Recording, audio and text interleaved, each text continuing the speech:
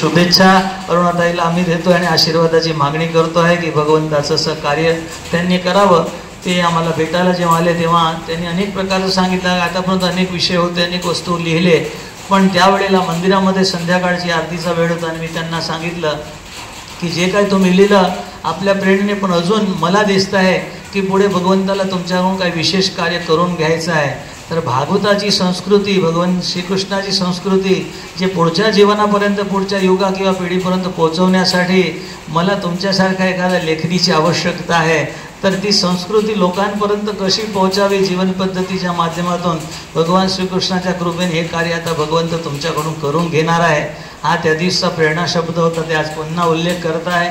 आणि आशिषजी देव यांनी खरोखर देवी कार्याला खूप साथ दिलेली आहे आणि पुढे पण यांचं हे कार्य प्रकाशनाचं हे खूप विशेष प्रकारे चालत राहो आणि त्यांच्या या प्रकाशनाच्या कार्यातून अनेक लोकांना प्रकाश मिळत राहो, अशा प्रकारची भगवंताच्या चरणी प्रार्थना करता खूप खूप शुभेच्छा देते. हा प्रसंग आध्यात्मिक उद्बोधन किंवा चिंतनाचा, प्रवचनाचा नाही, पण खरोखर या प्रकाशातून आपण स्वतः प्रकाशित होण्याचा आणि सर्वांना तो प्रकाश पोचवण्याचा आहे.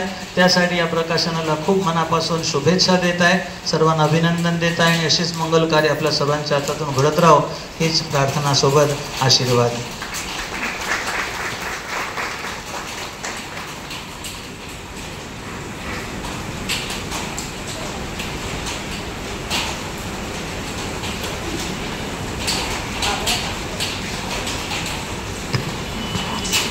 आभार मनीष महाराज.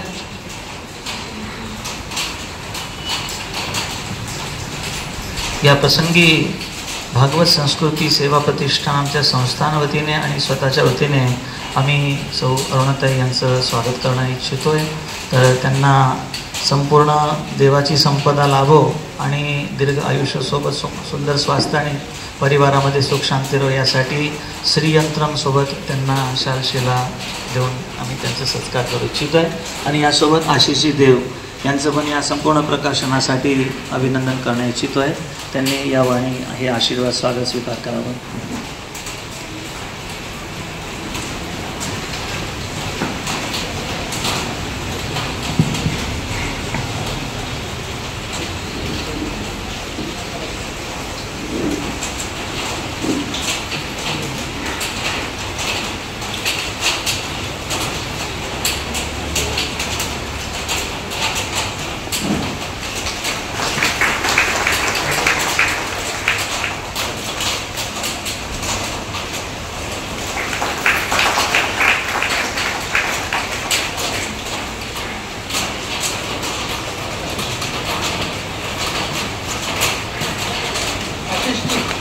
आशिष भाऊ यांना पाचन करतो.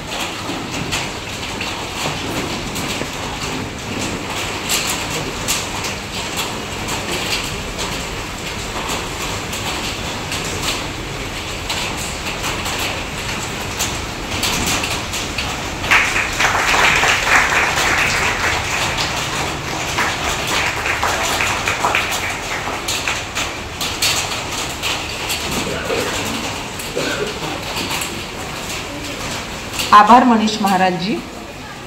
सामर्थ्य आहे चळवळीचे, सामर्थ्य आहे चळवळीचे, जो जे करील तयाचे, परंतु तेथे भगवंताचे अधिष्ठान पाहिजे, असे रामदास स्वामी म्हणून गेलेत.